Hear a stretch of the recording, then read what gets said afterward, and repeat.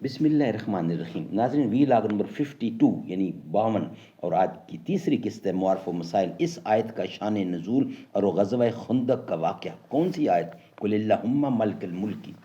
ناظرین، page number ہے 43، معارف القرآن جلد نمبر 2، سورۃ آل عمران نمبر 3 اور صفحہ نمبر ہے 20 اور آیت نمبر ہے 27. یہ پیج تھا 43. ناظرین، قرآن کریم کا ترجمہ، تشریح اور تفسیر ہم آپ کے سامنے رکھنے کو جا رہے ہیں. ناظرین، اس کتاب کا ٹائٹل ہے معارف القرآن جلد نمبر 2، سورۃ آل عمران سے لے کر سورۃ النساء، پارہ نمبر 3 رکوع نمبر 9 سے لے کر پارہ نمبر 6 رکوع نمبر ہے 4.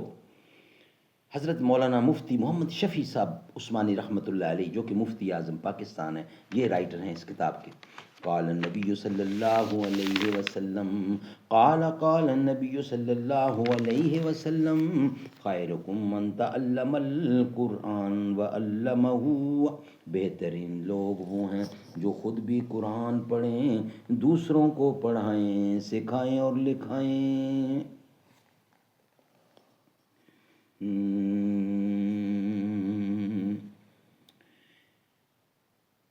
عشق تھا فتنہ گرو سرکش و چالاک میرا، آسماں چیر گیا نالائے بے باک میرا.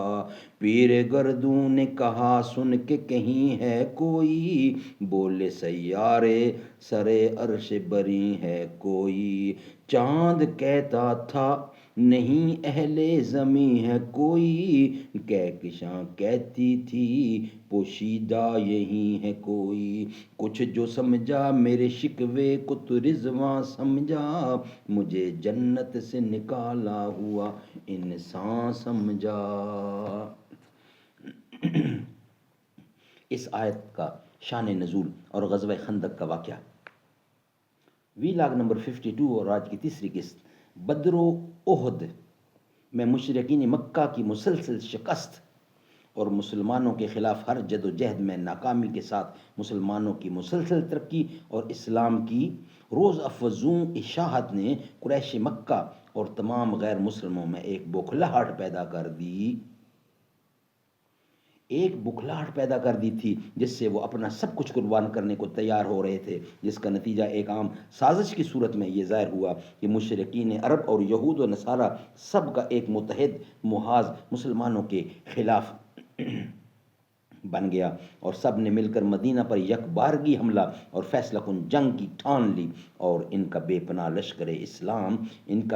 لشکر اسلام اور مسلمانوں کو دنیا سے مٹا ڈالنے کا عزم لے کر دنیا پر چڑھایا، جس کا نام قرآن میں غزوہ احزاب اور تاریخ میں غزوہ خندق ہے، کیونکہ اس میں رسول اللہ صلی اللہ علیہ وسلم نے صحابہ کے ساتھ مشورے سے یہ طے فرمایا تھا کہ غنیم کے راستے میں مدینہ سے باہر خندق کھود دی جائے.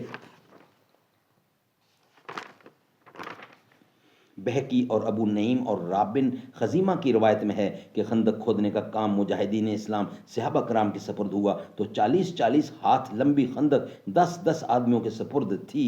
یہ خندق کئی میل لمبی اور خاصی گہری اور چوڑی تھی، جس کو غنیم عبور نہ کر سکے، اور کھدائی کے لیے تکمیل جلد سے جلد کرنا تھی. اس لیے جان نثاران صحابہ کرام بڑی محنت سے اس میں مشغول تھے کہ قضائے حاجت اور کھانے وغیرہ کی ضروریات کے لیے یہاں سے ہٹنا مشکل ہو رہا تھا. مسلسل بھوکے رہ کر یہ کام انجام دیا جا رہا تھا، اور یقیناً کام ایسا تھا کہ آج کل جدید آلات والی پلٹن یعنی پلٹون بھی ہوتی تو اس تھوڑے وقت میں اس کام کا پورا کرنا آسان نہ ہوتا، مگر یہاں ایمانی طاقت کا کام کر رہی تھی جس نے بآسانی تکمیل کر دی. ناظرین، یہ ویلاگ یہاں ہی کمپلیٹ ہوتا ہے. انشاءاللہ نیکسٹ ویلاگ میں بقیہ حصہ ہم آپ کے سامنے رکھیں گے. یعنی کہ ویلاگ یہ ہوا کمپلیٹ، جس کا نمبر تھا 52. انشاءاللہ 53 میں بقیہ حصہ آپ کے سامنے رکھیں گے. یہ تھی قسط نمبر 3 جو کمپلیٹ ہوئی ہے. انشاءاللہ چوتھی قسط میں بقیہ حصہ آپ کے سامنے ہم رکھیں گے. در نبی پر یہ عمر بیتے ہو مجھ پہ لطف دمام ایسا، مدینے والے کہیں مقامی ہو ان کے در پہ قیام ایسا. بلال تجھ پہ نثار جہاں ہوں کہ خود نبی نے تجھے بلایا، نصیب ہو تو نصیب ایسا، غلام ہو تو غلام ایسا۔ نماز اقصیٰ میں جب پڑھائی تو انبیاء اور رسل یہ بولے، نماز ہو تو نماز ایسی، امام ہو تو امام ایسا۔